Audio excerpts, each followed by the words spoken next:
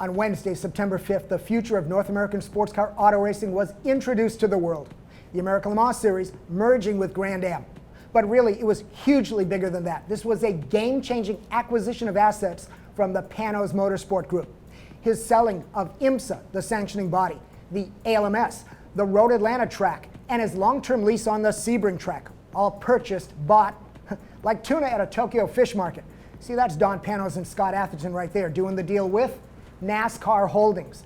They want control of sports car in the US. They want more fans, more revenues, and more control of more opportunities to sell more sponsorship, because that's what they do.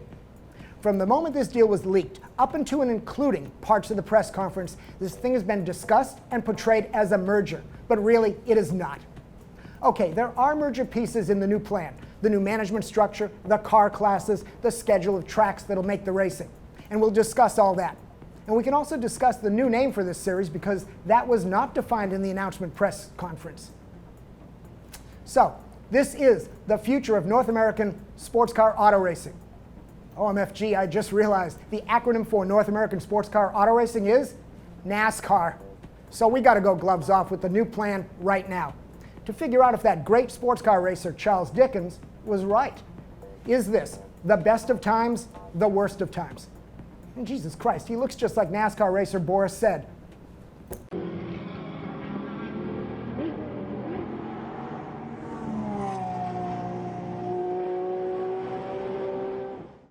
I may look like I'm dressed for a funeral, but it really is a big, good day, even with NASCAR announcing they are the new rulers of North American sports car racing. But theirs is a benevolent dictatorship, because ALMS will be part of what will be retained moving forward with the merger. The connection to global racing, however, to be determined. But this is all for 2014. So I really should have my own empty chair, just like Clint Eastwood. But ours would be for the dead man walking, called the 2013 ALMS season. And maybe I really need two chairs, the other one for the 2013 Grand Am season.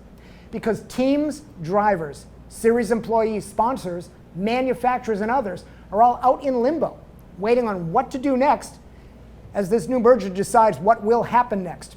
6 months down since they started talking, 14 months to go for the Daytona 24 in 2014.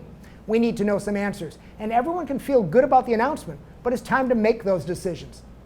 So if we accomplish anything today, it should be to frame the questions on what needs to happen next, and to embolden all of you, all the fans, manufacturers, sponsors, to not wait on the sidelines, but to be vocal, be active, and fight for some control, or at least have a say.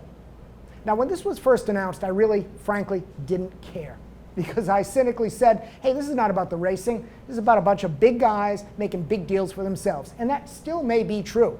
But rather than surrender to that cynical thought, let's look at what's happening with the racing and define the questions that will frame great racing in 2014. Let's look at each piece of what it's going to take to have a racing series and dissect what we've been told, what we know, what we think we know, and with the unknown parts and the parts not told to us yet, the questions we should be asking.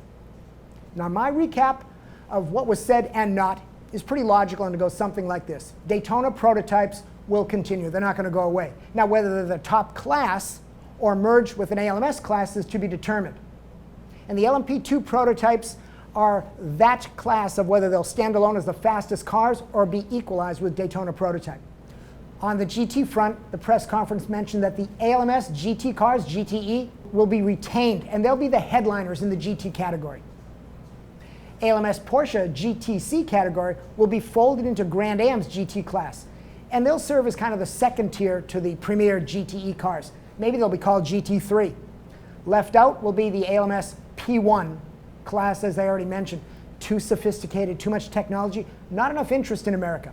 And the LMPC category of cars, the spec cars, they're probably gone too. ALMS and ACO association and the regulations go with it for car spec is all TBD. And the Le Mans 24, they talked about having time on the new 2014 schedule to allow teams to go to Le Mans, but the earned entries that the ALMS contract gave them is all TBD as well. Okay, time for the details, and let's start with leadership, and here's where the merger kicks in. ALMS's Scott Atherton and Dr. Don Panos have been elected to 2 of the board seats of the 6 seats that exist on this, leaving 4 for NASCAR. You can do the voting there. The sanctioning body, well, they talked about a blended process, getting the best of both ALMS and Grand Am. And the rules, kind of the same thing, but they very specifically talked about this being an American series, and more about that in a bit. But they want to have respect for the international value that is coming with an international connection. So is this a global solution to sports car racing in America, or is it a national solution? And what of the ACO, FIA, and WEC? Well, the answers are TBD, TBD, and no freaking way. And I'll talk more about that at the end. Le Mans 24 entries, as I mentioned, space on the schedule to be determined about those guarantees. And what about the specs of the cars? Unified spec globally, or we're going to be doing our own national thing? Well, all they talked about was a combination of equipment from both Grand Am and American Le Mans. Let's talk about the cars in particular. They made no question, in no uncertain terms, P1 is dead in North America. So watching the Audis and the Toyotas, well, that's just not going to happen. They're WEC cars now. They're Le Mans cars. And even the ALMS P1 cars are not going to be included in the future. Things like the Lola that we've seen racing this year.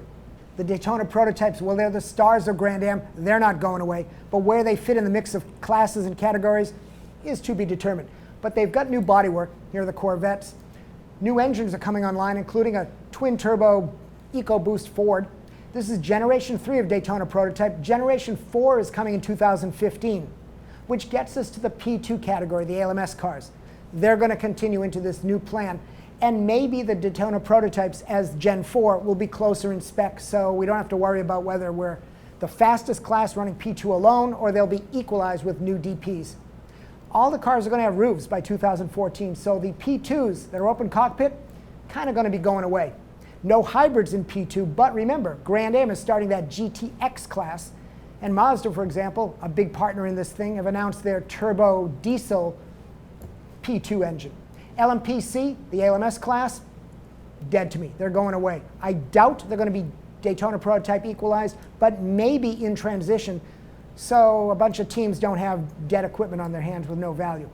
And as I mentioned, open roof is dead.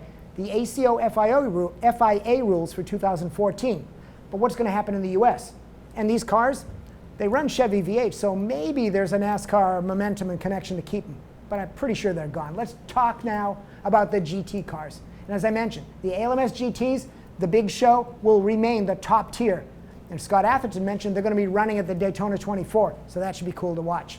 The Grand Am GT cars are obviously not going to be ignored. That's the ALMS Ferrari. The next picture is a Grand Am Ferrari. Race car is race car. That's the Porsche race car. And there's been a lot of talk about the tube cars that run in Grand Am. Camaro is one of them. But frankly, I kind of take this BFD attitude. I know that's controversial, but you know what? There have been a ton of other race cars over the generations that have been exotic morphs of production cars. If they can put them in their own category, if they're running around the track and it's making for racing, so be it. And it sounds like they're not going to slow down the ALMS GTE cars to match these, so whatever. Plus, for all these cars, we got new cars coming. Mazda has announced that they're going to race their Mazda 6 with that Skyactiv turbo diesel. And certainly that engine is going to be in P2. Acura has mentioned that the NSX is being prepared for GTE, or maybe that GTX class, because they want to race it as a hybrid. And even Lotus, our beloved Lotus, has created a Grand Am version, which they were going to roll out. Maybe now they'll wait to 2014 or whatever. Plus we know McLaren, Audi, Aston, BMW with the Z4, and even the Japanese brands like Nissan are waiting in line with their GT3 versions. They're either developing, planning, or bringing. And that GTR looks mega cool. And you know me, for the last couple of shows, I've been ranting on about Mustang racing in this category. So Jamie Allison, the Ford Motorsport guy, was part of the teleconference. So maybe. Let's talk about venues. Obviously, everyone's figured out that we're going to take the combined schedules, put them together, and have the best of the best. Daytona, Sebring, kicking off the season. Road Atlanta, now a NASCAR property. And even Austin has been rumored to be picking up one of these races. And how about the media? Well, I thought it was real telling that Speed was hosting the teleconference, and they're a big partner with NASCAR. But we'll see what happens with the digital platform that ALMS has been running versus Speed versus whatever. And then, of course, sponsors. And this is where NASCAR Holdings shines. You all know in NASCAR, every car has a sponsor. Well, most of them do. And NASCAR has always been matriculating those sponsors into their Grand Am road racing. So maybe they'll bring things together. But the real thing I want to see, and they can televise this, is maybe the timed drinking contest between the CEOs of Patron and Rolex to see who's going to be the title sponsor of this 2014 program. And everyone's asking about the support series. Well, they're not going to go away as well, because in this merger, in this acquisition of assets, all this comes together as well. Continental Challenge, a big show, big manufacturer support. You fans love it. It's going to stay. Porsche Cup, the same way. It ain't going anywhere. Ferrari Challenge, which is Grand Am sponsored, will also stay. IMSA Lights, what happens to that category with this merger? To be determined. May continue, or it may get replaced by the Riley Mark 21 track car that was actually built not just as a track car, but a Daytona Lights category of racing. Never came together. Maybe this is the time. So what's the summary here? Well, I hate to say it, but this whole merger thing started in France. No, not the France family from NASCAR, the French ACO organizers. Because 6 months ago, when everyone talked about how this merger discussion started, 6 months ago was the Sebring 12-hour. And that was the combined WEC and ALMS race. And trust me, behind the scenes, there was a ton of bad blood. Whatever promises, whatever commitments were made to work together fell apart rapidly behind doors and a little bit in public. And maybe that bad blood, combined with the fact that the WEC dropped Petit Le Mans, added up to this decision by Dr. Don Panos to move ahead and look for an option for his series for the future of American racing, which gets us to today's press conference, which seemed more like an agreement that was reached after golfing, and only an agreement. ALMS and Grand Am leadership in effect announced today, we have noble intentions, but we really don't have a plan. We know we don't have a plan, and that's a good thing. We admit that, but we know enough to know that we need to talk to the racing experts, the racing teams, the manufacturers that build the race cars, and the racing equipment providers like the tire guys to figure out the best plan. So I could snark and say road racing in America is left to a 12-step program, but actually it's good news that the leaders know enough to go to the right people to make the right decisions. And oh, true, the closest way we may be to the Le Mans 24 is the France family name, the NASCAR family, but that may not be forever. Again, it was all TBD. Grand Am is going to be in Laguna this weekend. It's going to be live on Speed, and I'm sure we're going to hear a lot of reaction from those teams and drivers. And we're going to be at the American Le Mans race, the next one at VIR, in about 2 weeks. We're definitely going to get their reaction and comments. And if you want to hear what the diehards of each series are saying right now, get their point of view, go to AmericanLeMansFans.com or Gara/fans.com. I'll have the links in the description, and check out what they're saying to each other. And of course, you can sound off here in the comments on this video, and I definitely want to hear what you're thinking. So that's pretty much it. That's the big news. Maybe I'll dress in brighter colors for 2014.